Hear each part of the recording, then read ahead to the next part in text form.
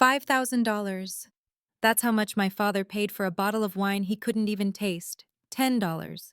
That's how much the wine actually cost. The one I swapped in while he bragged about oak notes and French terroir to his business partners. $0. That's what his $2 million deal was worth after I revealed the label. He'd walked into my restaurant that night like he owned the place. Saw me in my server uniform and made a choice. Pretend his own daughter didn't exist. Then he spent 3 hours telling his partners not to tip me because I was lazy and probably didn't finish high school. He didn't recognize me. He didn't recognize the wine. And by the end of the night, his partners didn't recognize him as someone worth doing business with. I'm Buffy Torres, 27 years old. And this is the story of the most expensive cheap wine my father ever drank. If you're watching this, please subscribe and let me know where you are watching from. Growing up, I thought my father was the smartest man alive. Richard Torres built his import-export business from nothing. He started with a single shipping container and turned it into a company with 40 employees. Every dinner conversation was about margins, negotiations, and the art of closing deals. My mother, Elena, worked as an accountant for a nonprofit. She was the quiet one, the peacemaker, the one who smoothed over my father's sharp edges. They divorced when I was 16. Mom moved to California. I stayed in New York with Dad because I thought I understood him. I thought we were alike. I was wrong. My father had a very specific vision for his children. My older brother Marcus became a corporate lawyer. Check. My younger sister Daniela went into finance. Check. And me? I was supposed to follow the family script. Business degree, MBA, corner office. I tried. I really did. I spent 2 years at NYU studying business administration, and every single day felt like wearing shoes 3 sizes too small. Then I took an elective in hospitality management, and something clicked. I loved it. The rhythm of a busy restaurant, the precision of service, the way a perfectly timed meal could turn strangers into friends. I changed my major against my father's explicit orders. "You want to be a waitress?" He said the word like it was a disease. "After everything I've built, my daughter wants to carry plates for tips?" I tried to explain that hospitality was an industry, a career path, a passion. He didn't hear a single word. The day I graduated, he didn't come. He sent a check for $500 with a note that said, "For when you come to your senses." I never cashed it. Velvet and Vine isn't just a restaurant. It's an institution. Tucked into a brownstone on the Upper East Side, it's the kind of place where senators close deals over dry-aged ribeye and tech billionaires propose with custom desserts. The waiting list for a Friday reservation stretches 3 months. The wine cellar holds bottles older than my grandmother. I started as a busser 3 years ago, clearing plates, polishing glasses, learning the invisible choreography that makes fine dining feel effortless. Within 6 months, I'd worked my way up to server. Within a year, I was handling VIP tables. That's where I met Marcus Smith. Marcus was our head sommelier, a tall, quiet man with silver temples and the kind of calm that comes from absolute expertise. He'd trained in Burgundy, worked at 3 Michelin-star restaurants in Paris, and could identify a wine's region, vintage, and producer from a single sip. One slow Tuesday, I asked him why a Pinot Noir from Oregon tasted different from one from France. He looked at me for a long moment, then he smiled. "You actually want to know?" That question changed everything. Marcus became my unofficial mentor. He taught me about terroir and tannins, about the difference between Old World and New World wines, about how to read a guest's mood from their first sip. He lent me textbooks. He quizzed me during slow shifts. He convinced management to let me assist during wine tastings. "You've got a gift, Buffy," he told me once. "Most people taste wine. You read it like a story." I was 6 months away from taking my Level 1 sommelier certification exam. I was building something real, something mine. And then my father walked through the door. The last time I saw my father was 2 years ago, at my cousin Jennifer's wedding. I'd hoped things might be different. Time heals, people grow, all those comforting cliches. I wore a dress I couldn't really afford and practiced what I'd say if he asked about my life. He didn't ask. Instead, I overheard him talking to Uncle Robert near the bar. They didn't know I was standing behind the ice sculpture. Buffy? My father's voice carried that familiar, dismissive tone. She's still finding herself. You know how it is with kids these days. Uncle Robert asked what I was doing for work. She's a waitress. My father laughed, but there was no humor in it. Can you believe it? All that tuition money and she carries plates for tips. She's lazy, Robert. Doesn't want to put in the real work. Wants the easy path. I stood there frozen, champagne flute trembling in my hand. Lazy. The word burned. I worked 50-hour weeks. I studied wine theory until midnight. I'd built a life completely independent of his money, his connections, his approval. And he called me lazy. I left the wedding without saying goodbye. I blocked his number that night. 2 years of silence followed. No birthday calls, no holiday cards, no attempts to reach out from either side. I told myself I was fine. I had my apartment in Queens, my job at Velvet and Vine, my studies with Marcus.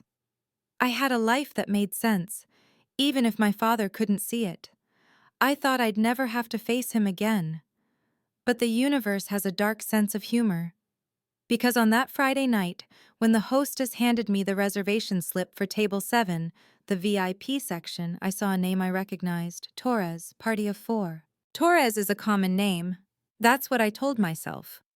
I checked my reflection in the service mirror, straightened my black vest, and grabbed 4 leather-bound menus. The VIP section was already buzzing. A tech founder celebrating a funding round at Table 5, a Broadway producer hosting his cast at Table 8. Table 7 was tucked into the corner, the most private spot in the house. White tablecloth, crystal glasses, a small arrangement of white roses. Perfect for business dinners. I reviewed the reservation notes. Torres, Richard. Special occasion, business dinner. Wine preference. Impressive selection requested. The handwriting was from our reservations manager, who always noted when guests wanted to show off. My stomach tightened, but I pushed the feeling down. Coincidence. Had to be. I wound through the dining room, menus pressed against my chest.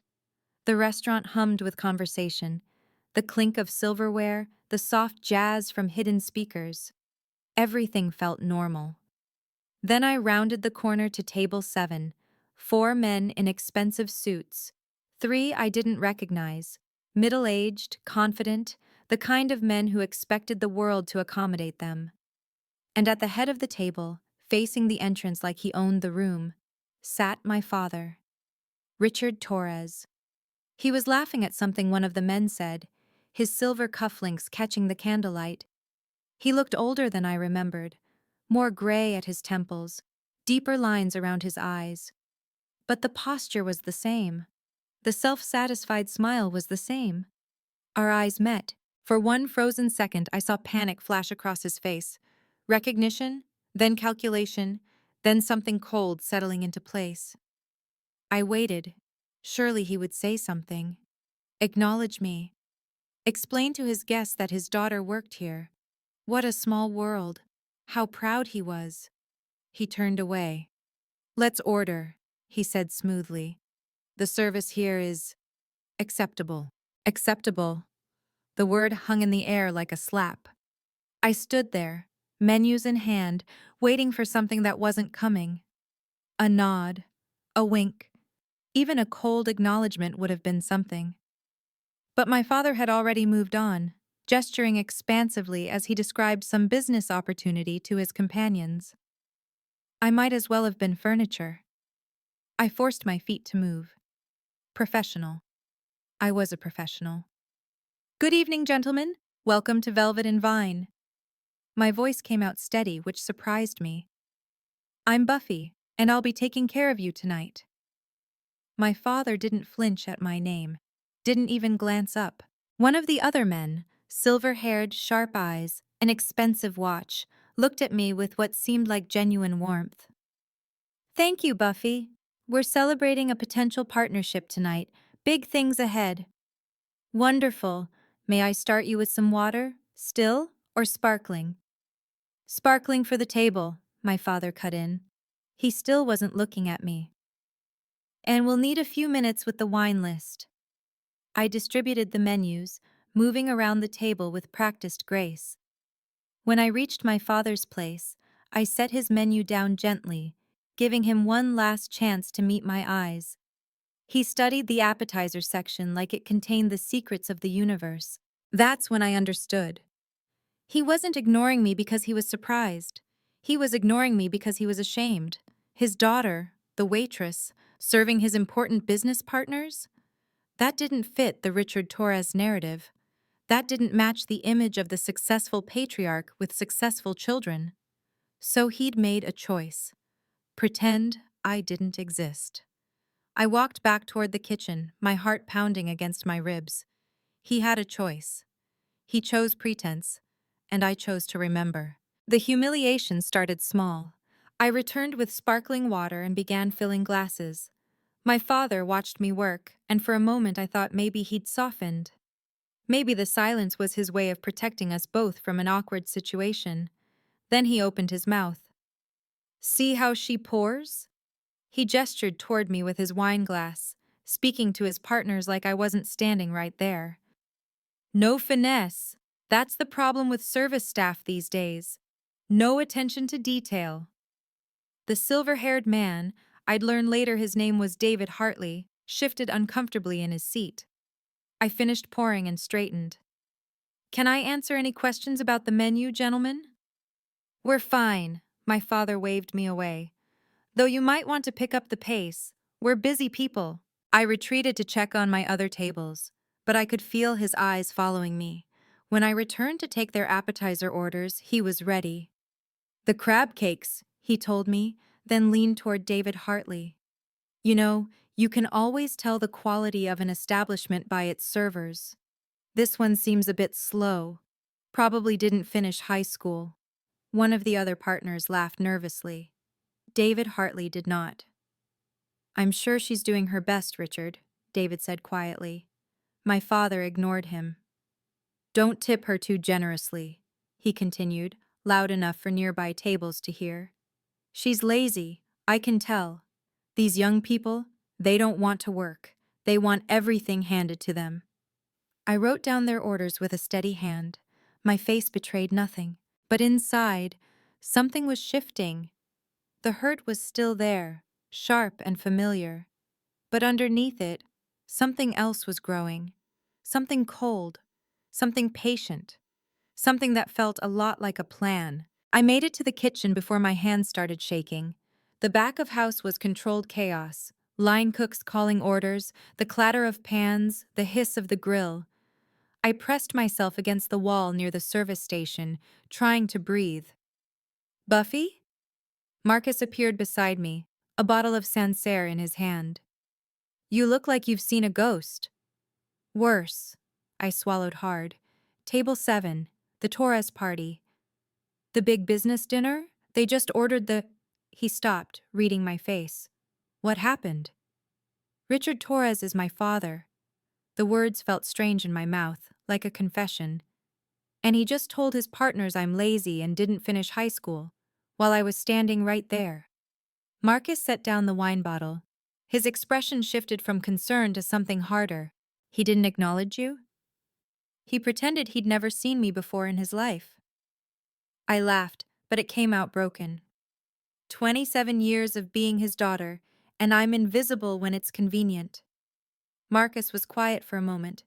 Then, does he know anything about wine? The question caught me off guard. What? Your father. Is he knowledgeable? A collector? Does he actually understand what he's drinking? I thought about all those dinner table lectures about business, about success, about the finer things in life. My father loved talking about expensive wine. He loved the status it conveyed. But actually understanding it? No, I said slowly. He just knows how to read a price tag. Marcus nodded, and I saw something flicker in his eyes. a glint of mischief that seemed out of place on his usually stoic face. He just ordered the Chateau Margaux 2010, Marcus said. $5,000. I stared at him. And? And I'm wondering if he'd know the difference. The plan came together in whispers. Marcus led me to the wine storage area, away from the kitchen's chaos. The cellar door was propped open, and I could see rows of bottles stretching into the cool darkness. Our house red, Marcus said, pulling a bottle from a rack near the front. California blend. Decent, but nothing special. $10 by the glass. 40 for the bottle. I examined it. The color was deep ruby, similar enough to a Bordeaux. The bottle shape was different, but once poured, who would know? If I do this and he notices, I'm fired, I said. Maybe worse. If he actually knows wine, he'll catch it on the first sip. Marcus met my eyes. But if he doesn't? He didn't need to finish the sentence. I'm not doing this for revenge, I said, and I meant it. I just want him to show everyone who he really is. Marcus nodded. Then we do this clean. I'll keep the original receipt from the bar. It'll show the house wine was opened at 8:47 p.m. I'll hold the Margaux in the cellar, untouched. And you? He pulled something from his vest pocket, a small adhesive label, the kind we used for inventory. You keep the house wine label. When the moment comes, you'll have proof.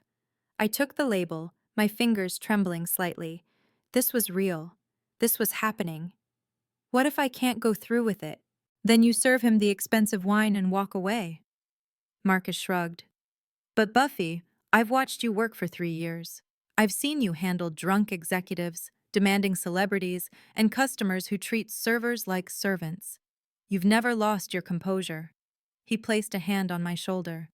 You won't start now. I carried the bottle to table 7 like it was made of glass and dynamite. The presentation was flawless. I'd practiced this 100 times. I approached from my father's right, the bottle cradled in a white linen napkin, label facing outward. Except the label was wrong. Beneath the napkin, hidden from view, was $40 worth of California grapes pretending to be $5,000 of French history. Your Chateau Margaux, sir. I kept my voice neutral. Professional. Shall I open it? My father barely glanced at the bottle. Yes, yes, get on with it. I cut the foil with steady hands. The cork came out with a soft, satisfying pop. I poured a small measure into his glass, just enough for the traditional tasting. The moment stretched like taffy. My father picked up the glass. He swirled it once, twice, the way he'd probably seen in movies. He brought it to his nose and inhaled with exaggerated appreciation. Then he sipped. I stopped breathing. His brow furrowed. For one terrible second, I thought he knew. I thought he'd slam the glass down and demand to see the bottle, the receipt, the manager. Excellent. He nodded slowly, playing the connoisseur. You can taste the terroir, the oak, the history. He gestured grandly toward his partners. This is why I only drink vintage, gentlemen. Cheap wine has no soul. David Hartley accepted his glass with a polite smile. The other partners murmured appreciation. I poured for the table, my heart hammering so loud I was sure they could hear it. Will there be anything else, sir? My father waved me away without looking up. That's all. I walked back to the service station, the empty house wine bottle hidden beneath my napkin. He had no idea. The insults didn't stop. They got worse. Every time I approached table 7, to refill water, to deliver appetizers, to clear plates, my father found a new way to diminish me in front of his partners. Watch how long it takes her to notice our glasses are empty. This is why I never leave more than 10%. She probably can't even spell sommelier. These service jobs attract a certain type, you know. My children all went to good schools. They understand the value of real work. Not like this one. I smiled through every word. I thanked him for his patience. I topped off his wine, his $10 wine, with the grace of someone serving royalty. But I wasn't the only one growing uncomfortable. David Hartley had stopped laughing at my father's jokes. He watched me with an expression I couldn't quite read, something between sympathy and suspicion. When I cleared his salad plate, he caught my eye and mouthed a single word. Sorry. I gave him a small nod. At least someone at that table had a conscience. The other partners were harder to read. One of them, a heavy-set man with a loud laugh, seemed to enjoy my father's performance. The third partner stayed quiet, checking his phone between courses. You know what the problem is with young people today? My father was on his third glass now, his voice carrying across the dining room. No ambition, no drive, they'd rather coast through life than actually achieve something. He gestured toward me with his glass. Perfect example right here. Probably thinks she's going to be a waitress forever. The heavy-set partner chuckled. David Hartley did not. I retreated to the kitchen, the label still tucked safely in my apron pocket. Soon, I thought, very soon. The main courses arrived, and my father's performance reached its peak. He'd finished half the bottle now, and with each glass, his expertise grew more elaborate. I stood near the service station, watching him hold court like a professor lecturing students.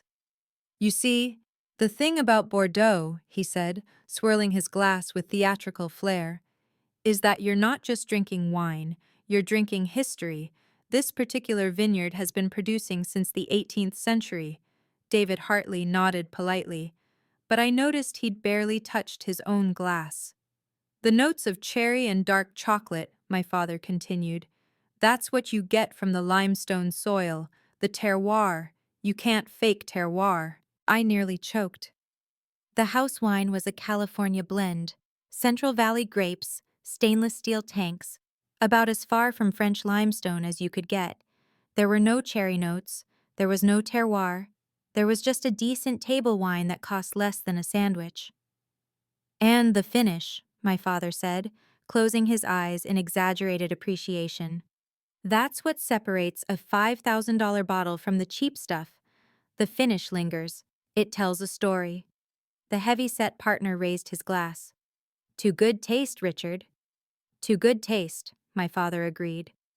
Only David Hartley remained still. He was studying my father with an expression I recognized, the same look Marcus got when a customer confidently mispronounced Gewürztraminer. He knew something was off, he just didn't know what. I checked my watch. The dinner was winding down. Soon they'd ask for the check, sign the papers, shake hands on whatever deal they were celebrating. Unless someone gave them a reason to reconsider.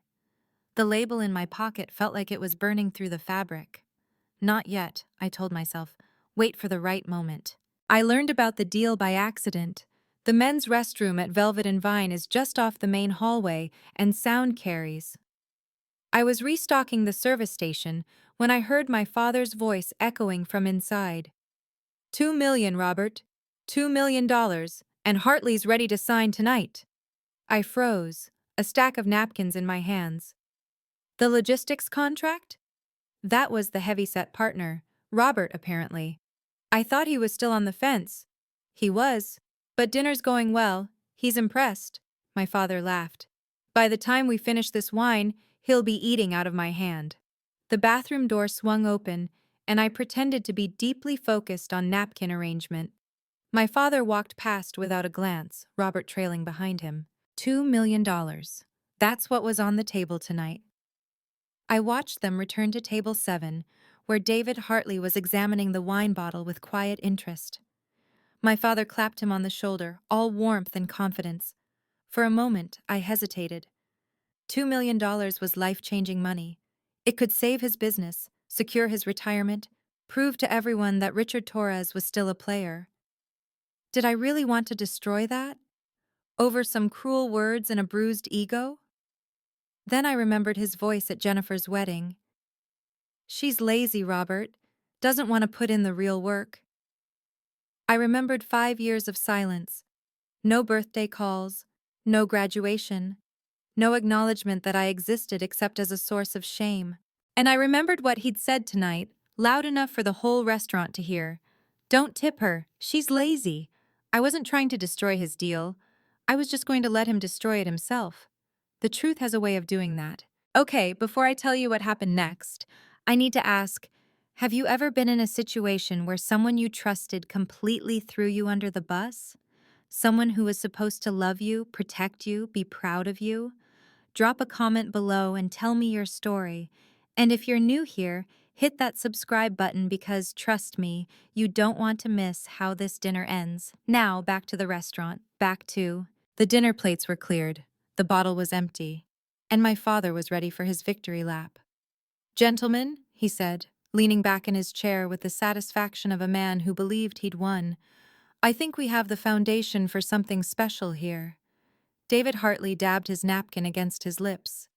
The proposal is certainly interesting, Richard. Your logistics network could complement our distribution channels. Complement? My father laughed. David, this is synergy, pure synergy. 2 million in the first year, and that's just the beginning.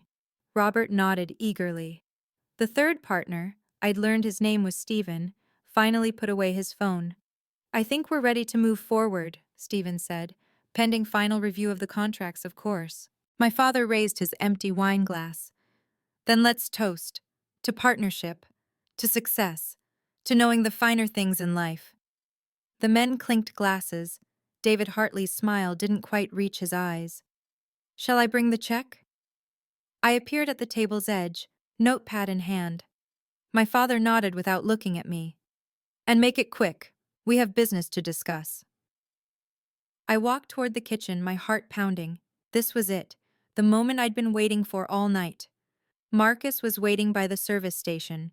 He handed me two things: the original bar receipt, time-stamped 8:47 p.m., clearly showing house red, $10, and the label I'd peeled from the bottle, now pressed flat and preserved. You sure about this? He asked quietly. I thought about my father's voice. Don't tip her, she's lazy. I thought about 5 years of silence. I thought about the person I'd become despite him, not because of him. I'm sure. I picked up the leather check holder and walked back toward table 7. The walk to table 7 felt like it took an hour. Each step was deliberate, measured. I held the check holder in my left hand, the receipt and label concealed inside. My father was still talking, gesturing broadly about market projections and quarterly targets. I stopped at the edge of the table. Excuse me, Mr. Torres. He glanced up, irritation flickering across his face. What is it? We're in the middle of something. I apologize for the interruption, sir. I kept my voice calm, professional. But there seems to be a discrepancy with your bill that I need to bring to your attention. David Hartley looked up. Robert and Stephen exchanged confused glances. Discrepancy? My father's brow furrowed. What kind of discrepancy? I opened the check holder and withdrew the bar receipt. According to our records, you ordered the Chateau Margaux 2010 this evening. A wonderful choice. It's priced at $5,000. My father nodded, a smug smile playing at his lips. That's correct. Worth every penny. However, sir, I paused, letting the silence stretch.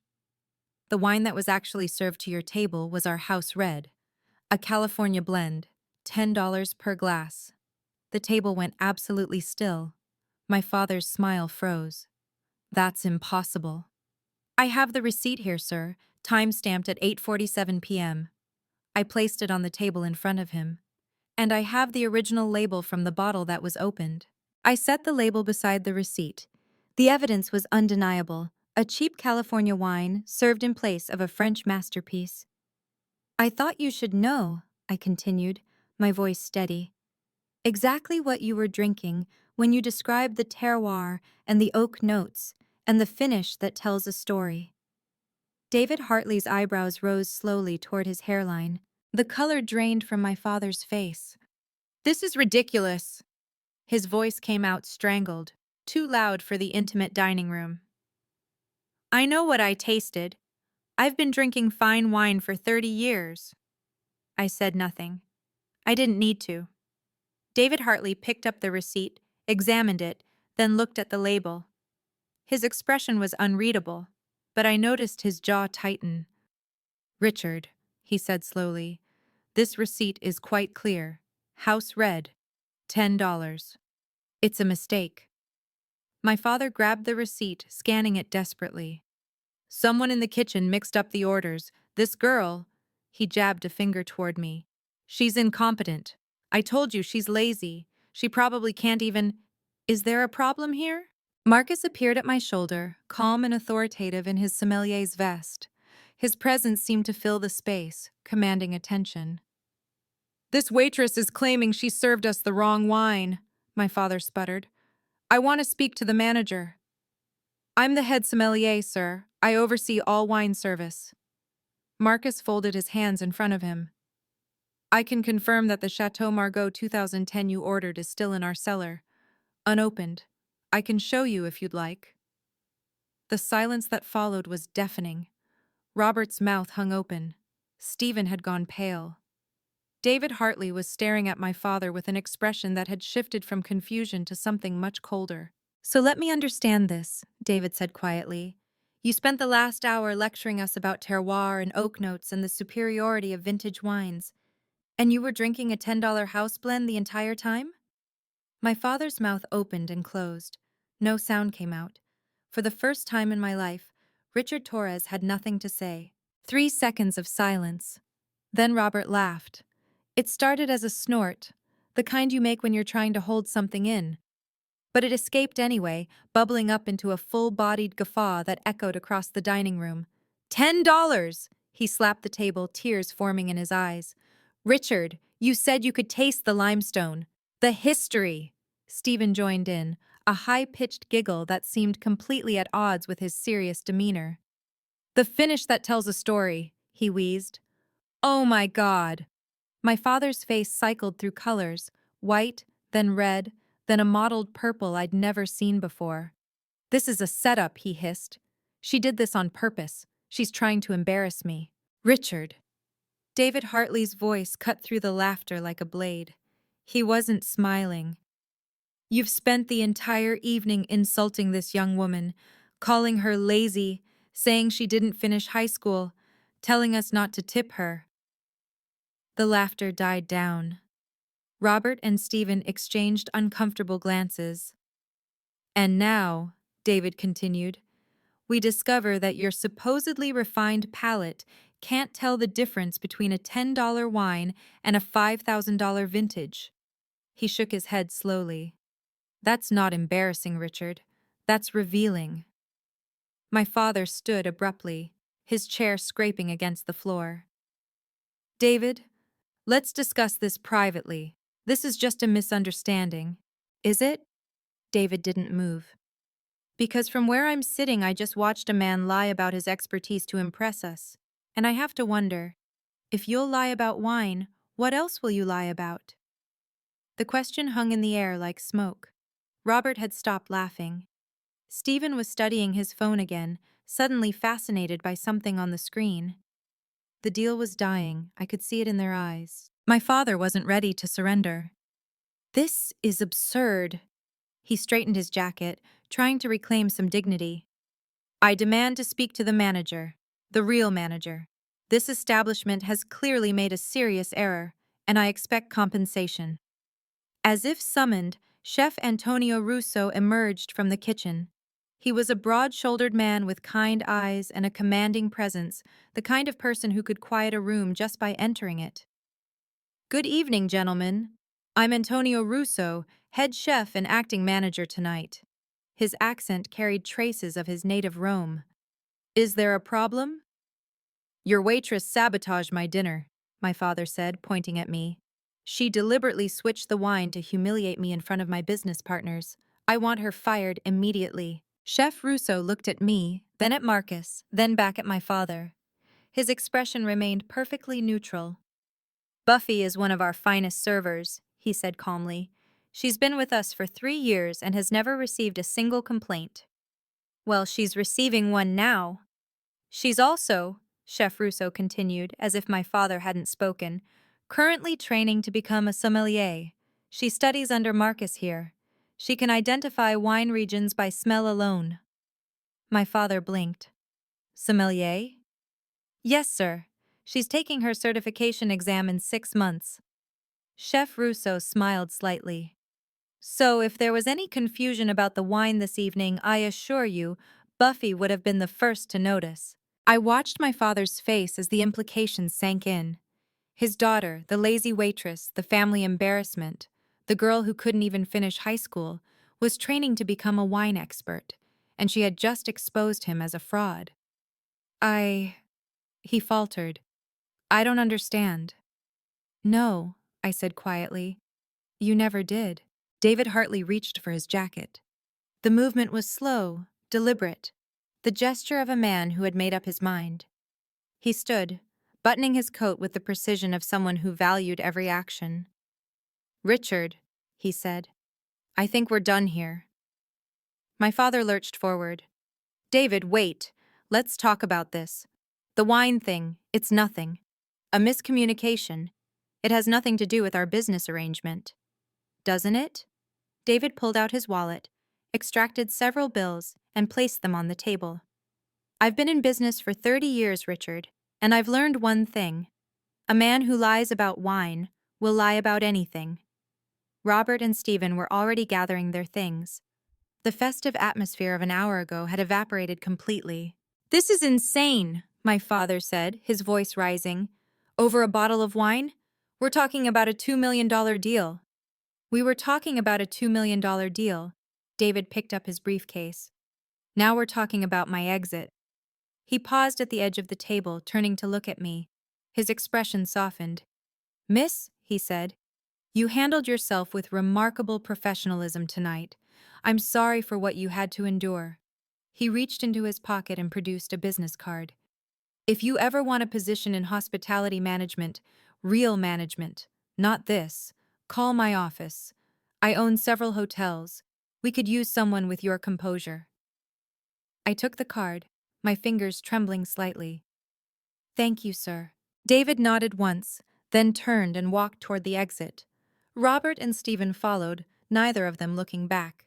My father stood alone at table 7, surrounded by empty glasses and the wreckage of his evening. The $2 million deal had walked out the door, and he still didn't know the worst part. My father turned on me. You, his voice was low, dangerous. You did this on purpose. You sabotaged me. Yes, I said simply. I did. Why?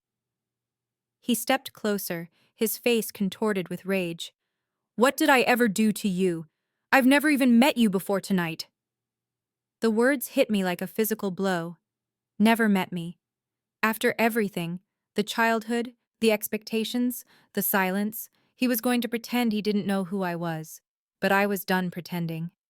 You really don't recognize me, do you? I kept my voice steady, though something was cracking inside my chest. Think harder, Dad. He froze. The color drained from his face again. What did you call me? Dad. I let the word hang in the air. Father. The man who told me I was an embarrassment for choosing my own career. The man who didn't come to my graduation. The man who hasn't called me in 5 years. David Hartley had stopped at the restaurant entrance. He was watching us now, his hand on the door. I'm Buffy Torres, I said.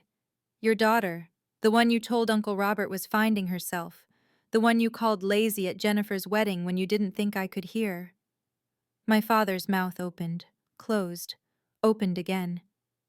And tonight, I continued, you spent 3 hours telling complete strangers not to tip me because I'm lazy. You mocked my education, you laughed at my career, you did everything you could to humiliate me.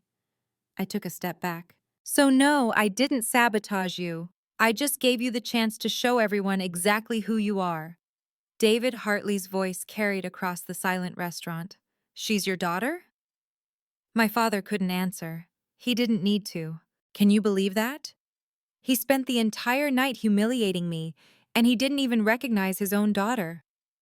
If this story is hitting close to home, let me know in the comments. Have you ever had a family member pretend not to know you? Someone who should have been proud of you but chose shame instead? And if you're enjoying this, share it with someone who needs to hear it.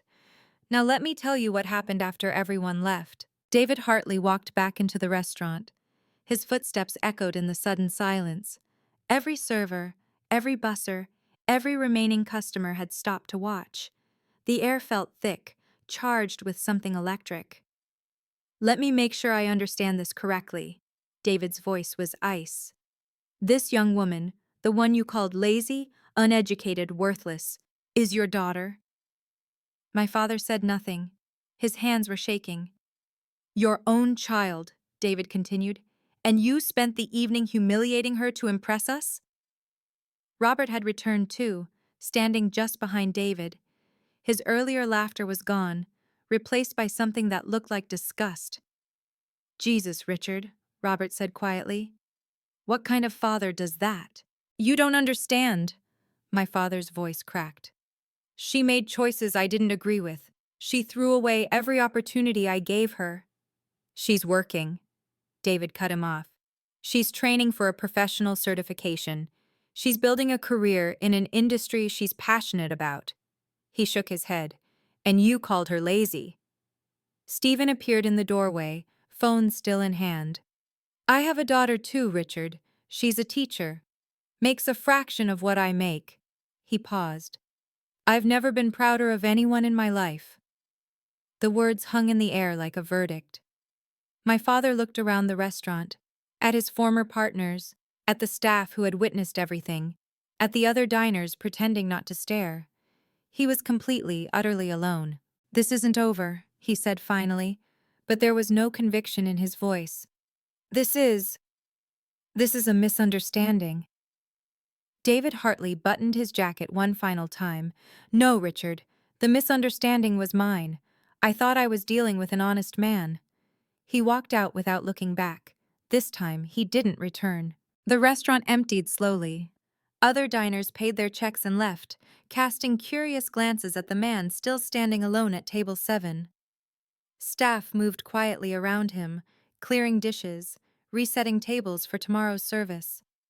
I should have walked away. My shift was over. Marcus had already told me to take the rest of the night off. But something kept me there. My father finally spoke when we were nearly alone. Are you happy now? I turned to face him. He looked smaller somehow, diminished. The confident businessman who had walked in 3 hours ago was gone. No, I said honestly. I'm not happy. Then why? He spread his hands. You just destroyed a $2 million deal, my reputation, everything I've been building for months. I didn't destroy anything. I kept my voice level. You did that yourself. I just gave you the opportunity. The opportunity to what? Be humiliated in front of my partners? The opportunity to show them who you really are. I took a breath. A man who would rather pretend his daughter doesn't exist than admit she chose a different path. His jaw tightened. You chose to be a waitress. You chose to waste your potential. I chose to build my own life. The words came easier now. Without your money, without your approval, without your constant disappointment hanging over everything I do. And look where it got you. Yes, I gestured around the restaurant. Look where it got me. A job I love, a mentor who believes in me, a career I'm building with my own 2 hands. I met his eyes. I'm proud of what I've accomplished, Dad. Even if you're not. He stared at me like he was seeing a stranger. Maybe he was. The fallout came faster than I expected. 3 days after the dinner, Marcus pulled me aside during the pre-service meeting. His expression was carefully neutral, but I could see something flickering behind his eyes. I heard something interesting, he said. About your father. My stomach tightened. What kind of something? David Hartley has been talking. Apparently, the story of the wine switch has spread through his entire business network. Marcus paused. Your father is now known as the wine guy. The wine guy?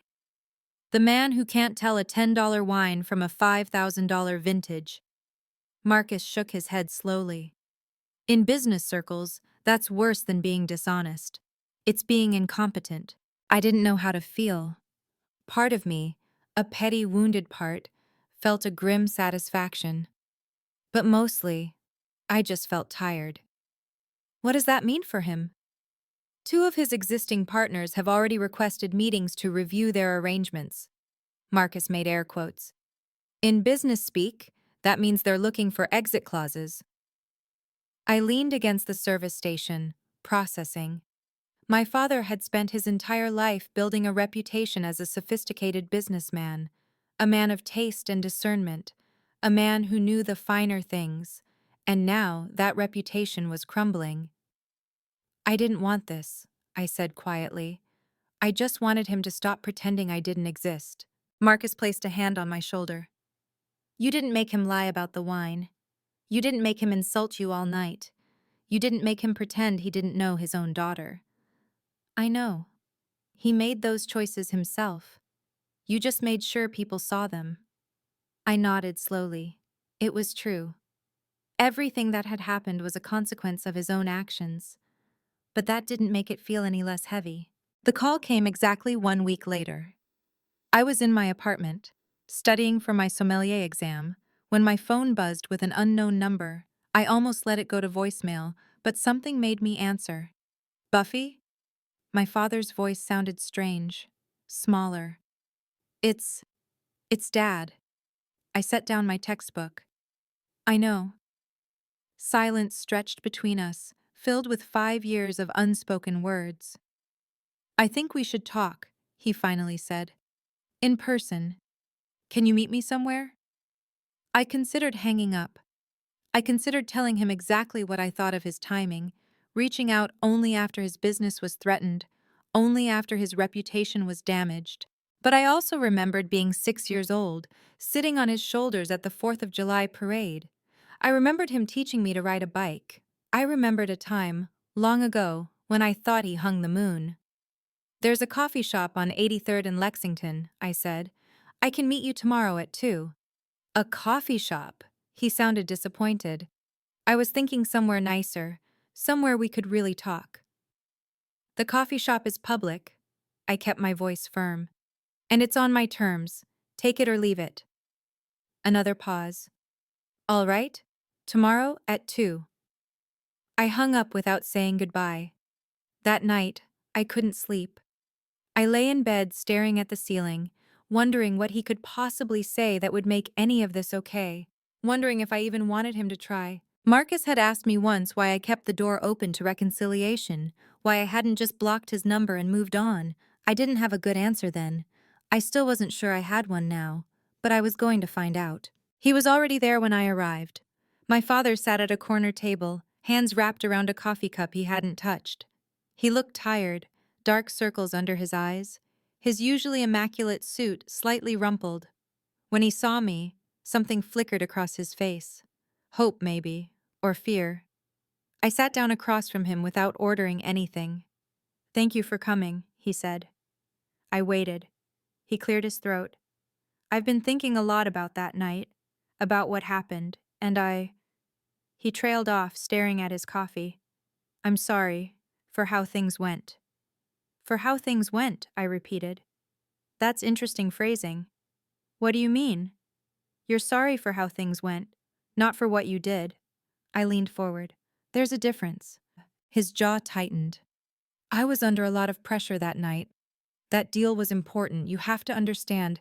No. The word came out sharper than I intended. I don't have to understand anything. You spent 3 hours humiliating me in front of strangers.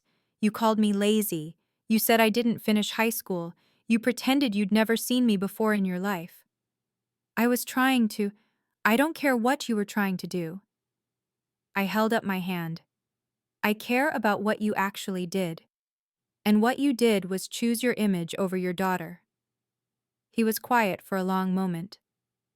I'm not asking you to be proud of me, I continued. I gave up on that a long time ago. But if you want any kind of relationship with me going forward, you need to understand something. I met his eyes directly. I am not your embarrassment. I am not your failure. And I will never again let you treat me like I am. My father stared at me like I'd grown a second head. For most of my life, I'd been the quiet one. The peacemaker, like my mother. The one who smoothed things over, who avoided conflict, who bent rather than broke. This version of me was new, Buffy, he said slowly, I think you're being unfair.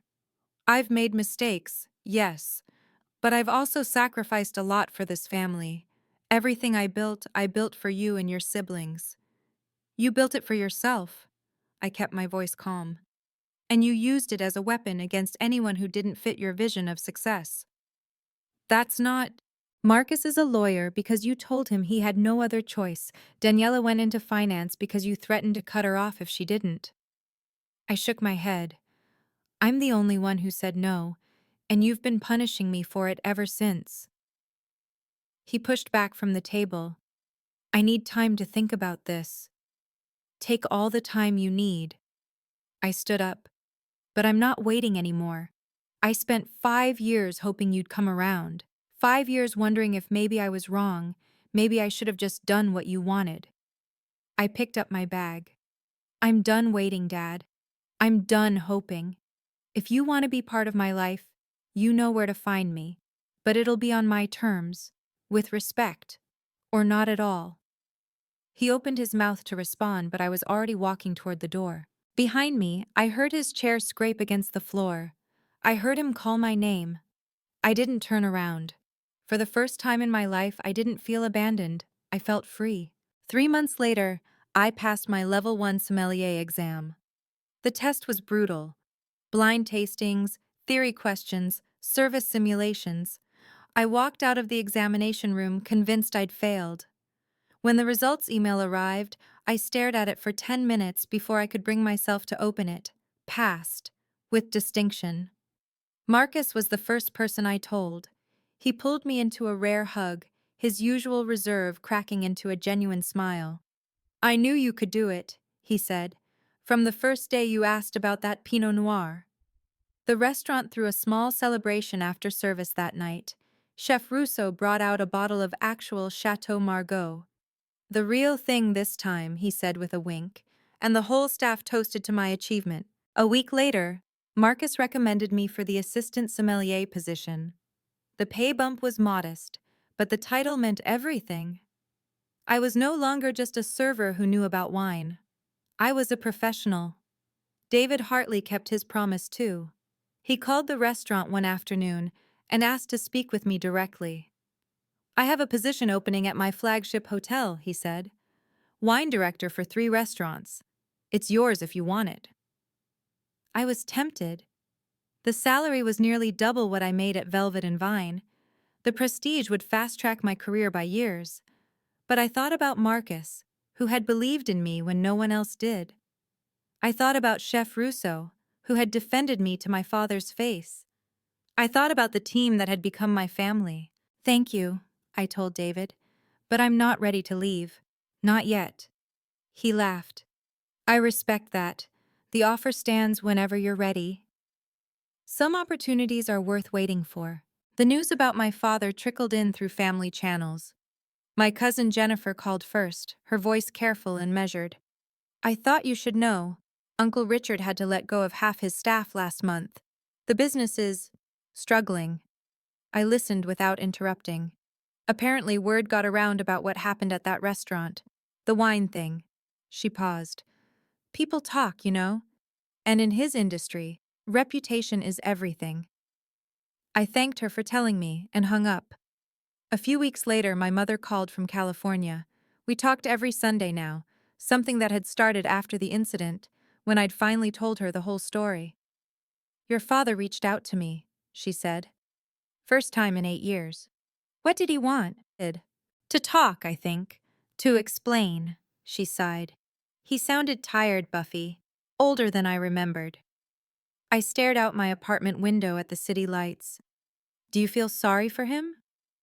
I feel sad, she said. Sad that he still doesn't understand what he lost. Not the business, not the reputation. You. That night, I couldn't sleep. I kept thinking about my father alone in his office, watching everything he'd built slowly crumble. I thought about the man who had taught me to ride a bike, who had carried me on his shoulders, who had once been my hero. I didn't feel victorious. I didn't feel vindicated. I just felt heavy. I'm proud of you, honey, my mother said before we hung up. Not because of what you did to him, but because of who you've become despite him. I held on to those words like a lifeline. Despite him. That was the key. Everything I'd built despite him.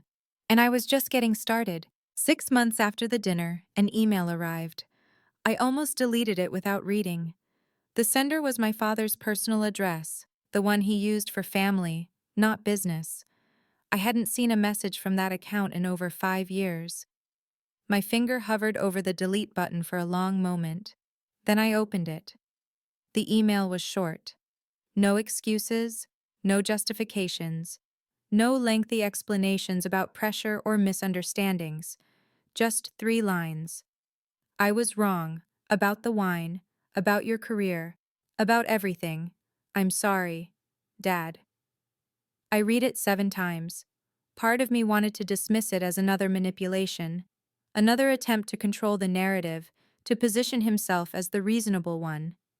My father had always been good at saying the right words when it served his interests. But something about this felt different. There was no request for a meeting, no demand for forgiveness, no strings attached, just an apology, simple and direct. I didn't respond that day, or the next. I needed time to process what it meant, if it meant anything at all. Marcus noticed I was distracted during service. After close, he found me in the wine cellar, staring at a bottle of Bordeaux without really seeing it. The email? He guessed. I nodded. He apologized. Actually apologized. And? And I don't know what to do with that. Marcus was quiet for a moment. You don't have to do anything. An apology isn't a contract. It doesn't obligate you to respond or forgive or reconcile. I know. But? He raised an eyebrow. That's how. I turned the bottle in my hands, watching the light play through the dark glass. But maybe, someday, not today, not tomorrow, but maybe someday we could actually talk. For the first time, that possibility didn't feel like a burden. It felt like a choice. A year after the dinner, I found myself standing in Velvet and Vine's wine cellar after closing. The restaurant was quiet. The last customers had left hours ago. The kitchen was dark, the dining room reset for tomorrow's service. But I wasn't ready to go home. I ran my fingers along the bottles, each one a story waiting to be told. Burgundy and Bordeaux, Napa and Barolo. Wines that cost more than my monthly rent. Wines that cost less than a sandwich. And somewhere in between, the truth I'd learned that night with my father. The most expensive wine in the world is worthless if you can't taste it. I thought about everything that had happened. The humiliation, the revelation, the aftermath. My father's crumbling business and his 3-line apology. The job I'd built, the certification I'd earned, the life I'd created entirely on my own terms. A year ago, I would have given anything for my father's approval. I would have changed careers, changed cities, changed myself. Whatever it took to hear him say he was proud. Now I understood. His approval was never the point. The point was knowing my own worth. The point was building something real, something mine, something that couldn't be taken away by someone else's disappointment. I pulled a bottle from the rack, a mid-range Pinot Noir, nothing fancy, but well-made and honest. I poured myself a small glass and raised it to the empty room. To me, I said quietly. The wine was good. Not great, not legendary, but good. It tasted like hard work and patience and small victories. It tasted like something I'd earned. I finished the glass, washed it carefully, and turned off the cellar lights. Tomorrow was another day, and I was ready for it. 1 year later, they made it official. I stood in the main dining room of Velvet and Vine, surrounded by the team that had become my family. Marcus held a bottle of champagne. Chef Russo was trying, and failing, to hide a smile. Even the line cooks had come out from the kitchen to watch. "Ladies and gentlemen," Marcus announced, "I present to you our new head sommelier." The room erupted in applause. I'd worked for this moment for 4 years. Every late-night study session, every blind tasting, every difficult customer and challenging service. It had all led here. Marcus handed me the champagne. You earned this. I know, I smiled. That's the best part. After the celebration, I stood alone in the wine cellar, my wine cellar now. Thousands of bottles stretched into the darkness, each one a responsibility, a story, a piece of history I was now trusted to protect. I thought about the future. Maybe I'd open my own restaurant someday.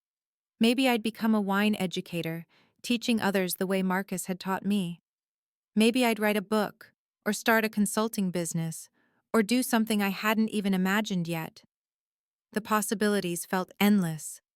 And for the first time in my life, I wasn't waiting for permission to pursue them. I pulled out my phone and looked at my father's email one more time. I still hadn't responded. I still wasn't sure I would. But I'd stopped being angry. Stopped being hurt. Stopped defining myself by his disappointment. I was Buffy Torres, sommelier, professional, daughter of Richard Torres, yes, but not defined by him. I put the phone away and walked back upstairs. The restaurant was dark, but through the windows the city glittered with light. My city, my life, my choice. If you're reading this, I want you to know something. I didn't tell this story because I wanted revenge. I didn't tell it because I wanted to humiliate my father or prove that I was right and he was wrong. I told it because I know I'm not the only one. There are people out there, maybe you're one of them, who have spent their whole lives trying to earn approval from someone who will never give it. Parents who see your choices as personal failures. Siblings who measure your worth by your salary. Partners who make you feel small so they can feel big. And I want you to know, you don't need their permission to be proud of yourself. You don't need their approval to succeed. You don't need their validation to know that you matter. Sometimes the people who are supposed to love us the most are the ones who hurt us the deepest. And sometimes the bravest thing you can do is stop waiting for them to change. Set your boundaries. Build your life. Find the people who see your worth without you having to prove it. And if someone tries to make you feel small, if someone calls you lazy, or worthless, or embarrassing, remember this. Their opinion of you is not the truth. It's just their opinion. The truth is what you build with your own two hands. The truth is the life you create when no one's watching. The truth is the person you become when you stop trying to be who they want you to be. I learned that lesson the hard way, in a restaurant, with a bottle of cheap wine. But I learned it, and now so have you. So that's my story. My father and I still don't talk much. We've exchanged a few emails, careful, tentative messages that dance around the real issues. Maybe one day we'll have a real conversation. Maybe we'll find a way back to each other. Or maybe we won't. And I've made peace with that. Because I'm not waiting anymore. I'm not hoping anymore. I'm not measuring my worth by his approval or his disappointment. I'm living my life, building my career, surrounding myself with people who see me, really see me, and love what they see. And you know what? It tastes better than any $5,000 wine ever could. Some bottles get better with age, some relationships don't. And that's okay. The last time I served wine at Velvet and Vine, I poured a glass for a young woman celebrating her first promotion. She was nervous, unsure if she deserved it. Trust me, I told her. You earned this. She smiled, and I saw myself in her eyes. We all deserve to be seen. We all deserve to be valued. And sometimes, we have to be the first ones to believe it. So that's my story. Now I want to hear yours. Have you ever had to stand up to someone who was supposed to love you? How did you set your boundaries? Drop a comment below. I read every single one. And if this story resonated with you, hit that like button and subscribe for more. Which ending would you have chosen? Forgiveness or walking away forever? Let me know.